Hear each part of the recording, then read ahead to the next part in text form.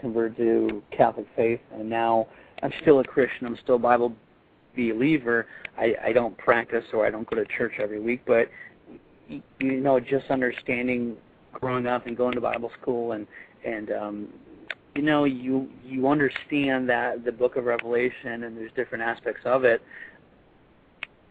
Things really seem to be following that line. I mean, when you look at the book of Revelation, you say the sea will turn to blood, and a third of the sea creatures and the ships and the people die. And you look at the pictures of the oil spill, and you say, my goodness, the sea is really looking like it's turning red. And yes, the sea creatures or the fish, the birds, all those are dying as well. And you also read about there'll be talk of wars and word of wars. And I mean, what do we hear every day? We're hearing about another war. And I mean, I think that many times people thought that in the past they said, oh, these are end times, and maybe they're all end times. I mean, they're all leading towards a direction. But I think this is interesting and for someone to do some research on if you want to think about something. If you look at the Denver airport, and just hear me out for 1 second, it's a very interesting airport. And if you go to my link page and you'll see the Denver airport. There's a lot of interesting things that are part of it. I mean, the biggest one is that there's a pale white horse, just like the Book of Revelation. A pale white horse out the front of the Denver airport with red beady eyes. It's known as Lucifer to the people in Denver. And the guy that made that died while he was making it too. He was making it. The horse fell on him. When he was making that horse, it fell on him and killed him. But why I'm bringing this up, that the King Tut, if you look at one of my past movies, I put this in, it must be 3 or 4 weeks ago, that the King Tut tour through National Geographic was touring the country through Pennsylvania, New York, all that. They put the God of the Dead at the entrance of the museum, no matter where the tour is. That's where they put the God of the Dead at the entrance of the museum. It's a great big giant wooden structure from Egypt, the God of the Dead. Well, when it got to Denver, instead of putting the God of the Dead at the entrance of the museum to the Denver Museum of Arts, they put it at the airport, right? Facing into the people. You say, okay, that's just a coincidence. That doesn't mean anything. But if you look at how sinister it is, and you look at the BP oil spill, and I know I'm reaching here, if they're going to evacuate people, and those loop currents take that oil along the East Coast up to where you are, Ninja, where are you going to go? You're going to go inland. Well, where are you going to go toward? You're going to go towards Denver. Well, where would they have to move the capital to if this oil continues for months and months and months and months?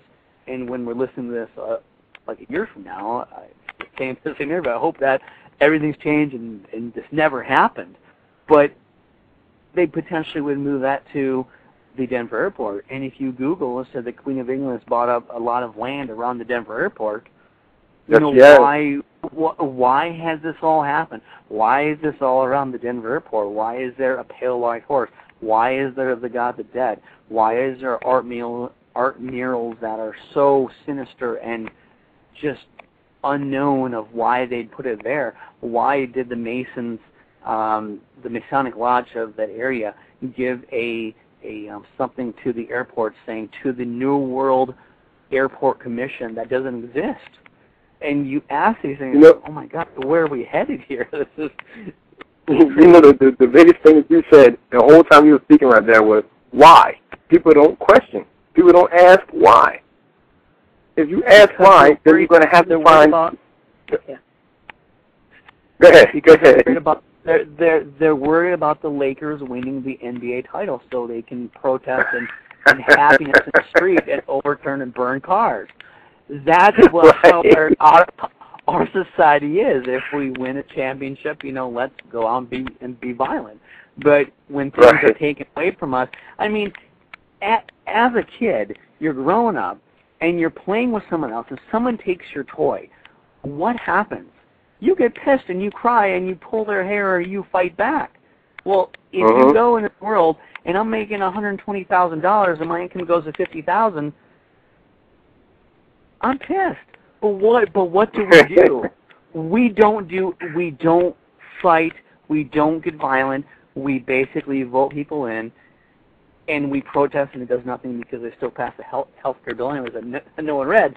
So it's such a sick world. I'm just telling you, it is such a strange and sick world, and we have to live happily and be free, but it is so strange. I shake my head every day saying, why am I here on this planet? I think what reason?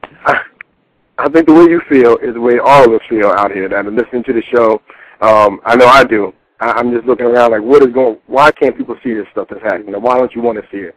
Well, Brian, we got 4 minutes left. I want you to go ahead and get a couple plugs in of all of your sites and everything, and we'll wrap it up after that. But I want you to talk more about your sites, your websites, your YouTube site, and anything else you got going on, and then we'll wrap it up after that. So go ahead and give me that. Excellent. Thank you. Outlivesheep.com, if you haven't heard it yet, it's basically a new site to inform people. It is like many other sites out there. However, it's different because I tried to do it better than the rest of them.